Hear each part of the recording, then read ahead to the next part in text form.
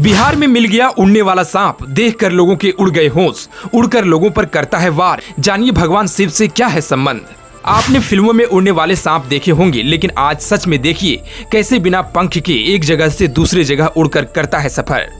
जी, क्या आपने कभी उड़ने वाले सांप को देखा है? इन सांपों से भले ही आपका वास्ता ना पड़ा हो, लेकिन शायद आपने YouTube में या डिस्कवरी चैनल में या फिर फिल्मों में उड़ने वाले सांप को देखा होगा।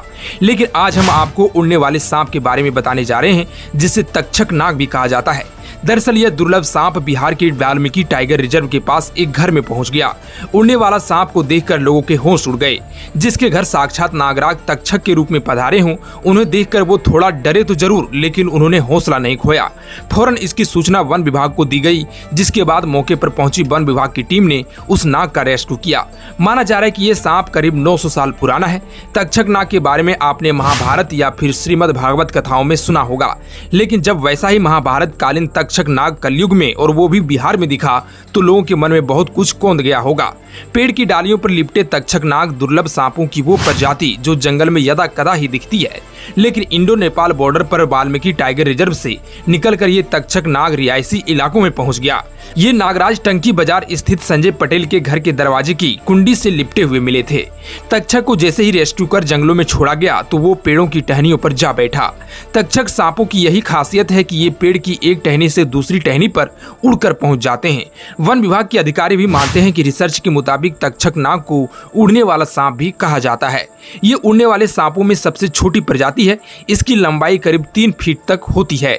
काले रंग के इस सांप पर हरी धारियां होती है। ये सांप पेड़ की एक शाखा से दूसरी शाखा तक उड़ते हैं और कई बार उड़कर जमीन और दीवारों पर भी आ जाते हैं।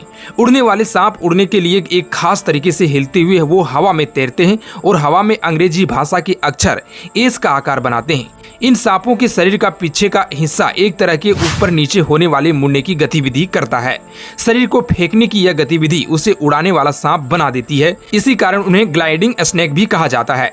तक्षक नाग की भारत में पौराणिक मान्यता भी है। इसका जिक्र महाभारत काल में मिलता है। तक्षक को भगवान शिव के गले में रहने वाले नागराज वासुकी का छोटा भाई माना जाता है।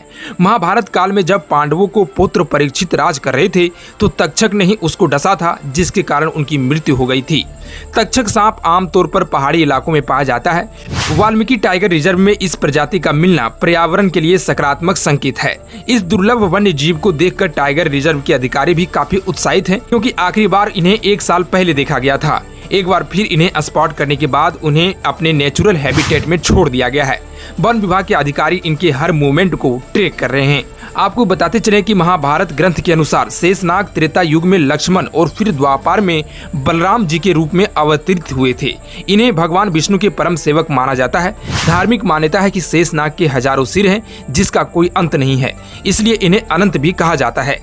शिव के गले में जो नागराज विराजमान हैं, उनका नाम वासुकी है। वासुकी शेषनाग के भाई माने जाते हैं। नागलोक में शेषनाग के बाद वासुकी नाग का ही स्थान आता है। खैर, आप इस बारे में क्या कहना चाहेंगे? कमेंट बॉक्स में अपनी राय जरूर दें।